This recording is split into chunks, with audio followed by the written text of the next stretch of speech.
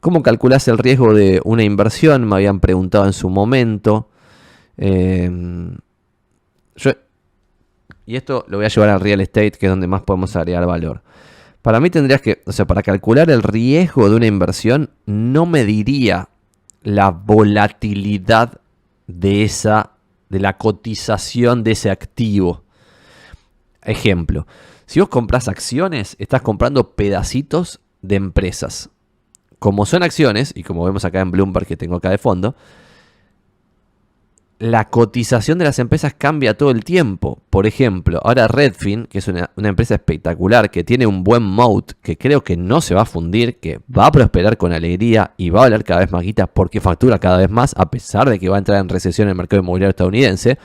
Bueno, Redfin ahora vale 80% menos de lo que valía hace un año y pico. Es una locura, tipo, es como, che, loco, pero ¿cuánto vale? ¿1.000 millones o 5.000 millones de dólares esta empresa?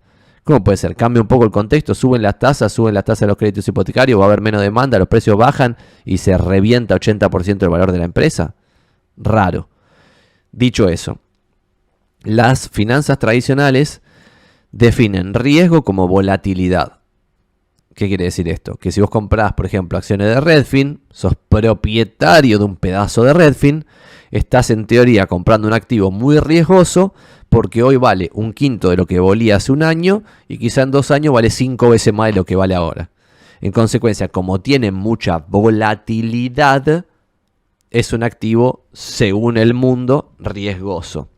Para mí lo que habría que hacer es ver cuánta guita puedes perder y cuál es la probabilidad que vos le estimás que vas a perder esa guita. Y hay un concepto muy interesante acá de los amigos Warren Buffett y Charlie Munger, que es el de permanent capital loss, o sea, de perder, pero posta la guita. Es decir, que se funda Redfin, no que la cotización baje 80%, si no estás obligado a vender. O sea, que todo el tiempo tenga una cotización, ni importa. Y por esto, y esto está chequeado, al estadounidense promedio le va mejor invirtiendo en real estate que en la bolsa, porque en la bolsa venden los malos momentos y compra en los momentos compra en los momentos en que todo está caro y vende en los momentos en que está todo barato. A pesar de que todos tienen el moto ese de comprar barato y vender caro, que obviamente nadie lo puede llevar a la práctica, porque comprar barato es comprar cuando todas las expectativas son una mierda y vender caro es vender cuando todas las expectativas son buenas. En consecuencia, nadie hace eso, o casi nadie. Por eso, en general, la gente le va mal en la bolsa, porque hay cotizaciones instantáneas del activo que vos compraste. Entonces, cuando vos compraste acciones de Redfin y bajaron 80%, decís, no, me equivoqué, Redfin es una mierda, y lo vendes. Cuando en realidad ahí tendrías que estar comprando más si tu análisis estuvo bien hecho. Que es, tiene un moat, tiene una barrera de entrada Redfin. O Zillow también bajó 80%, es una empresa espectacular. Y cualquiera que se dedique a esto sabe la barrera de entrada zarpada y el pricing power que tiene un portal inmobiliario líder, que encima en Estados Unidos, antes existía Trulia, no sé si alguien se lo acuerda, y Zillow compró a Trulia. Y Zillow y Trulia eran los que competían por lo que en Argentina es Zona Prop, Argenprop y Mercado Libre. Esa competencia en Estados Unidos era Zillow y Trulia, y Zillow compró a Trulia, a la mierda. Y pasó a ser, entre comillas, monopolista en la generación de leads de compradores. Por lo tanto, ese negocio, ¿les parece que no vale un carajo? Ese negocio, ser monopolista en la generación de leads compradores en Estados Unidos, es un negocio impresionante. En consecuencia, estoy tratando de definir cómo calcular el riesgo de una inversión. El riesgo de la inversión en Zillow sería, ¿cuál es la probabilidad de que Zillow quiebre y yo pierda permanentemente mi capital? O se convierta en un negocio totalmente diferente. Y para mí, en el caso particular de Zillow, como un ejemplo, va a depender de la calidad del management. Y esto es medio loco, pero no tanto. ¿Por qué va a depender de la calidad del management? Porque como ya hizo Zillow anteriormente, decisiones muy idiotas pueden condenar a la empresa a la quiebra a pesar de que el negocio es espectacular. Por ejemplo, hace 2 años, algo así, se pusieron a comprar casas, Zillow, en base a lo que Zestimates, que era un algoritmo que tasaba automáticamente las casas, estimaba que valían las casas. ¿Está bien? y fue un fracaso ese negocio. Pero ese negocio era un negocio de miles de millones de dólares, por lo tanto, fracasar en ese negocio podía poner en riesgo la supervivencia de la empresa, que es lo que se está viviendo ahora, y por eso Zillow bajó la cotización zarpadísimamente. ¿Está bien? Entonces, depende mucho de eso. Yo lo que diría es invertir en pocas empresas que conozcas bien, y esto va...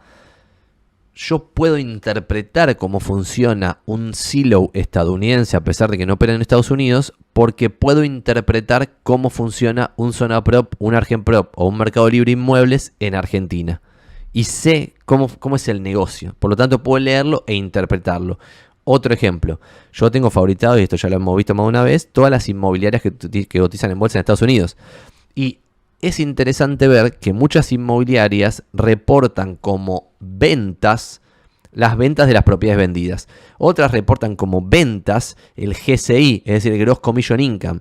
Y otros reportan como ventas el ingreso que le entra de verdad a la inmobiliaria. Y esos son tres números abismalmente diferentes, ridiculísimamente diferentes. Y alguien que no entiende bien a la industria de la intermediación inmobiliaria no puede ni leer un balance de, no sé, de estas que están tipo Realty, Remax, todas estas, porque no lo pueden interpretar, ¿se entiende? En cambio, dedicándote a esto, vos podés conocer muy bien esas empresas. Y a pesar de que conozcas muy bien esas empresas, va a depender el precio que pagues por el valor que te estás quedando. En consecuencia, por ejemplo, si vos entrabas en... O sea, pues vos decís, Redfin es un negocio, o no sé, Zillow es un negocio. ¿Por qué es un negocio? Porque tiene pricing power, todo lo que explicamos antes. Sin embargo, si compras a la empresa cuando vale 50.000 millones de dólares y el multiplicador sobre las sales o sobre la ganancia o sobre el EBITDA es bestialmente alto y se estima un crecimiento ridículamente descontrolado, bueno, tipo, ya son líderes monopolistas del mercado, por lo tanto no es que va a crecer 10 veces Zillow en 2 minutos. Sin embargo, como tiene pricing power, puede mantener a los clientes y cada vez ganarles más guita. Por lo tanto, que el sales, que las ventas y que el EBITDA cada vez sea más grande. ¿Está bien? Pero no descontroladamente. Entonces va a depender del precio, el riesgo. Y esto es medio ridículo, pero no tan ridículo. Por ejemplo, llevándolo a real estate. Si yo compro un departamento de 4 ambientes en Recoleta a $160.000, esto es un ejemplo real, en la zona norte de Recoleta, a menos de $2.000 el metro, me parecería a mí que el riesgo de esa inversión es muy bajo. Y acá me dicen, pero estás hundiendo plata en Argentina, la mar en coche, no sé qué. ¿A vos te parece que comprando al lado de la Facultad de Ingeniería en Las Heras y Pueyrredón a $1.850 el metro o $1.900 el metro, hay un riesgo de perder permanentemente el capital? Se tiene que convertir Argentina en un país socialista para que eso pase, para perder permanentemente el capital. Y para que baje 50%, tenés que estar comercializando a 900 y pico dólares el metro en lo mejor de Recoleta. Estamos todos en pedo de la cabeza a cuánto tendría que venderse, por ejemplo, Constitución, si llegamos a un escenario de eso, 50% más de baja con respecto a esto. Entonces, en consecuencia, yo estimo muy bajo el riesgo de perder permanentemente un porcentaje significativo del capital comprando a menos de $2.000 el metro en la zona norte de Recoleta. Después veremos si la renta es 2% anual en periodo largo de tiempo, 5% anual en periodo largo de tiempo, o como estimo yo, 10% anual en periodo largo de tiempo o un poquito más, comprando a estos valores. De vuelta, ejemplo contrario.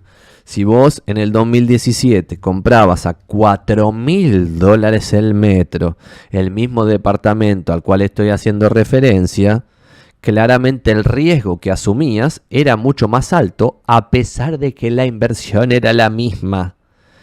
¿Por qué? Porque estabas comprando en un pico máximo de precio que cuando vos hacías un promedio del RIPTE, la remuneración imponible promedio de los trabajadores estables en Argentina, en periodos largos de tiempo te daba que era más o menos, pongámosle, $1.000. Por lo tanto, la cuota que alguien podía poner más o menos era $300. Por lo tanto, tenías que lograr que el país no sea más inflacionario, que vuelva a haber crédito hipotecario, pero además que tienda a ese largo plazo de lo que era el RIPTE en periodo largo de tiempo. Bueno, y si lo estás comprando a un monto que involucra que todas esas variables, que es a través de las cuales se debiera analizar el mercado inmobiliario en la Ciudad Autónoma de Buenos Aires, todas esas variables estaban delirantemente altas y fuera de escala. Bueno, ¿por qué pasaba eso? Pues todos estimaban que todo iba a ir cada vez para mejor. Bueno, ese es comprar caro. Cuando compras caro, el riesgo es mucho más alto. Y lo interesante es que cuando compras caro y el riesgo es más alto, las expectativas son buenas. Porque por eso está todo caro. O sea, yo he vendido más de un departamento sobre Coronel Díaz del lado de Recoleta, porque Coronel Díaz divide Palermo de Recoleta. O sea, frente al Alto Palermo es Recoleta, si no me equivoco, y del otro lado del Alto Palermo es Palermo. Sobre Coronel Díaz he vendido más de un departamento a $4.000 el metro. Esos departamentos hoy valen 2.000 y moneditas el metro. ¿Fue una mala inversión? Qué sé yo. Pero solamente había que saber que el riesgo que se estaba asumiendo al comprar a $4.000 el metro un departamento normal en esa zona era mucho más alto que el riesgo que se asume cuando compras a $500 el metro en Constitución, que iba a bajar a 250. Puede ser, pero me parece más probable que baje de 4 a 2 el de Recoleta, que baje de 500 a 250, o el de Microcentro. En la época fulminante de la cuarentena, hemos mostrado acá más de un departamento que era oficina no apta a vivienda, que estaban publicados, posta a $300 el metro. Y los mostrábamos acá y yo decía, esto es un delirio total. Y todos me decían, y bueno, porque es una porquería, no tiene esperanza, va a ir a la muerte, no va a existir más el Microcentro, ese edificio no existe más. Bueno, qué sé yo, pero ya lo estás comprando súper barato. O sea, la gente en general analiza las inversiones por si el negocio es bueno, por si la propiedad es buena, y no la relación cuán bueno es el negocio con cuál es el precio que estás pagando, o cuán buena es la propiedad y cuál es el precio que estás pagando. La propiedad puede ser malísima, pero si el precio es más bajo que para una propiedad malísima, es casi inexistente, bueno, puede ser un buen negocio. ¿Y cuál es la excepción a toda esta parte de abajo de la diferencia precio-valor en cosas muy baratas? Las trampas de valor. Hemos hablado más de una vez que hemos tenido acá en la inmobiliaria locales en galerías comerciales que se estaban ofreciendo gratis, tipo te regalo este local en la galería no sé qué de Avenida Santa Fe, y nadie quiso agarrar eso gratis. ¿Por qué nadie lo quiso agarrar? Porque eso gratis te generaba una pérdida en bienes personales, tenías que pagar todos los meses expensas, ABL, AISA y 1.000 millones de cosas, y lo máximo que le podías sacar, con suerte, que probablemente ni siquiera se lo ibas a sacar, era 3 luquitas de algún alquiler falopa que te iba a generar más problemas que beneficios. En consecuencia, hay trampas de valor en el mercado inmobiliario, como también hay trampas de valor en la bolsa, en empresas, en comprar empresas.